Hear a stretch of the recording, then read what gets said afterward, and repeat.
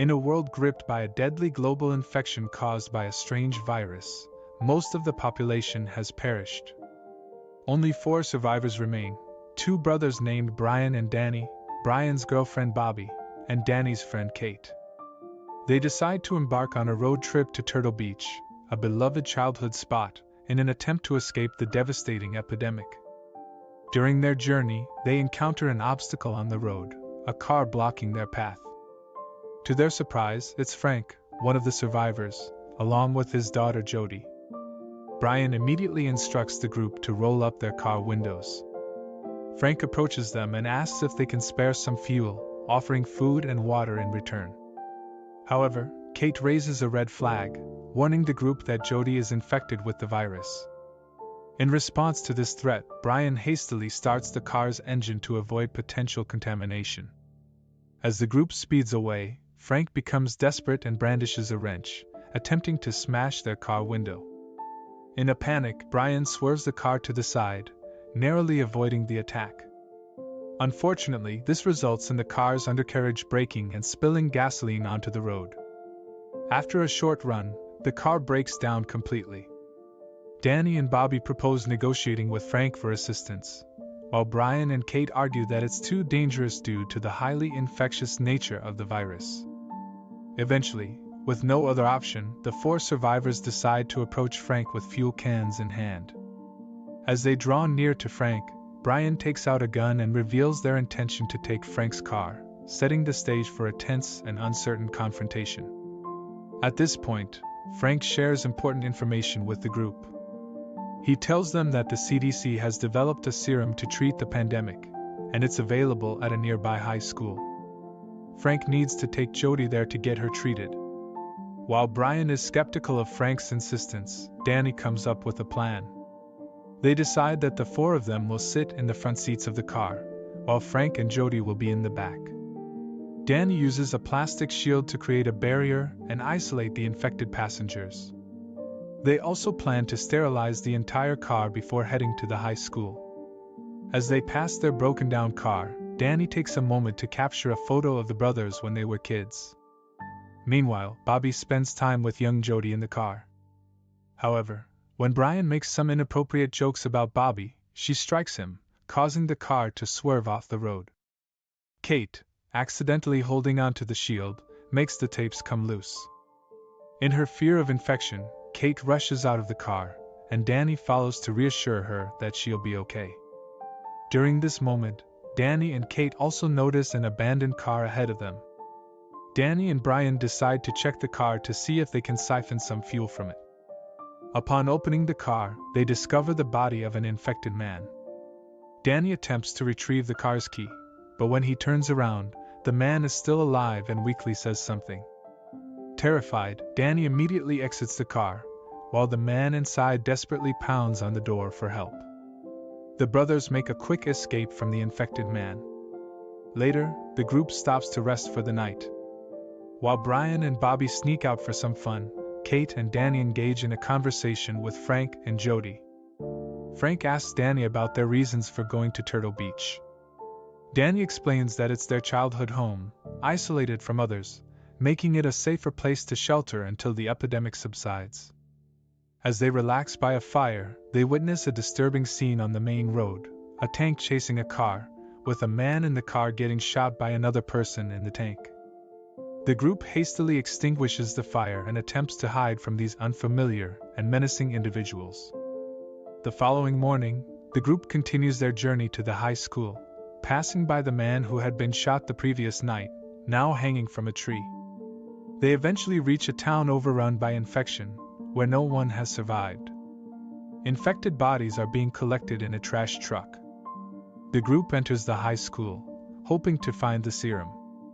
Bobby volunteers to stay behind with Jody while the others search the school for the serum. While searching, they come across a child running into a room in the corner. They cautiously follow the child and discover a doctor working. Frank also enters through another door. The 4 of them talk to the doctor about obtaining the serum for Jody. To their dismay, they learn that the serum only provides a temporary 3-day respite, after which the infected individuals will still die. The group is further shocked to discover that the doctor is preparing to administer mercy deaths for the children in the school, as sometimes a less painful death is the only option. Frank comes to terms with the fact that the serum won't save his daughter and allows the doctor to euthanize the children. After leaving the school, Bobby is having a playful moment with Jody. However, the young girl suddenly experiences breathing difficulties and collapses. Bobby removes the shield to attend to Jody. In the process, Jody vomits blood on Bobby and the car, creating a grim and dire situation. Upon seeing the state of Jody and Frank, the group makes a tough decision and abandons them, knowing that the father and daughter will not survive much longer.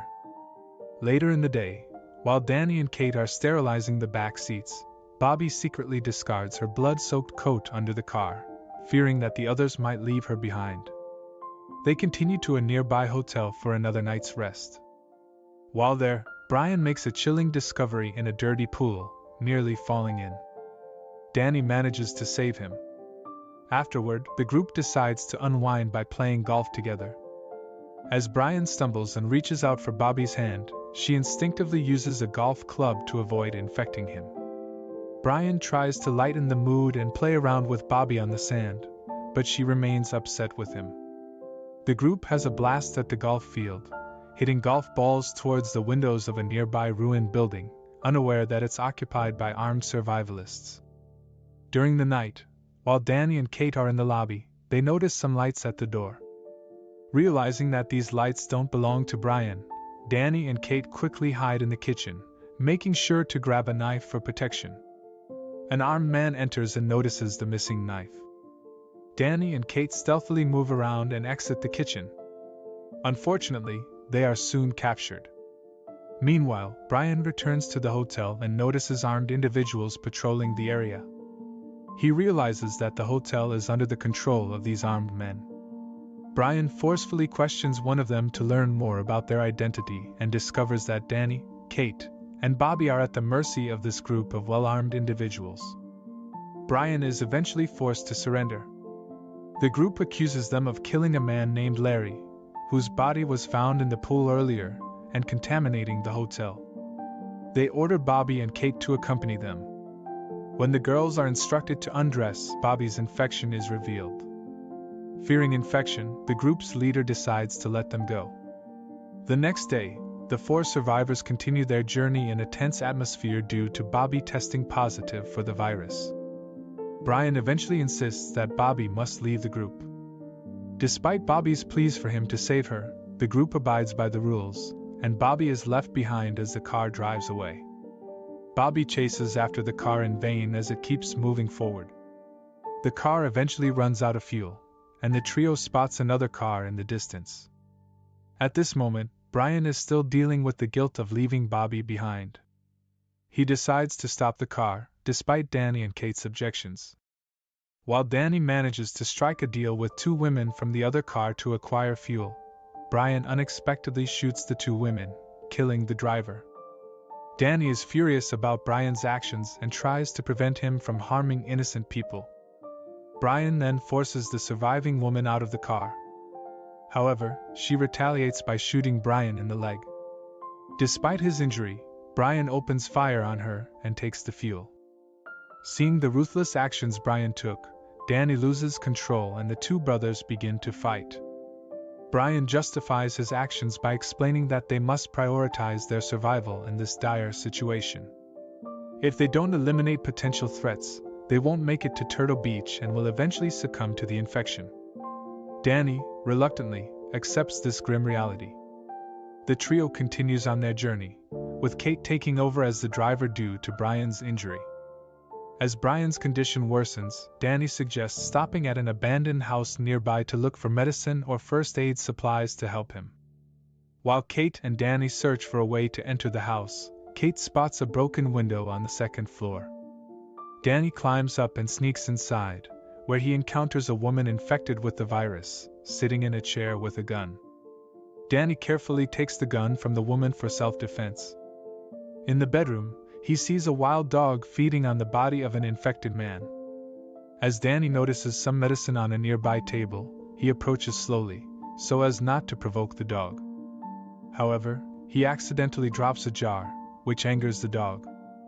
In self-defense, Danny has to kill the dog with the gun, emerging from the house with the dog's blood on his shirt. Danny explains to Kate what transpired and proceeds to tend to Brian's wound, only to discover that Brian is also infected. Danny confides in Kate about Brian's condition. Kate, wanting to abandon Brian, faces a moral dilemma, but Danny can't bring himself to leave his infected brother behind. The trio continues their journey through the night, with Brian isolated in the back seat. When they stop for a rest, Brian demands the car keys from Danny to ensure they won't leave him. As Brian weakens and falls unconscious, Danny quietly takes the gun and the car key from Brian. Unfortunately, Brian regains consciousness as Kate and Danny walk away.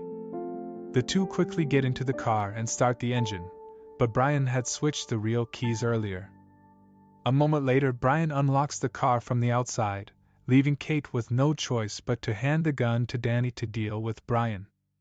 Danny attempts to negotiate with his brother for the keys, but Brian keeps approaching him, leaving Danny with no option but to pull the trigger, ultimately killing Brian. The following morning, Danny sits beside the charred remains of Brian. Afterward, Danny and Kate get into the car and drive to Turtle Beach. They arrive at Danny's childhood home, where he reminisces about his brother and the memories they shared at this beach house.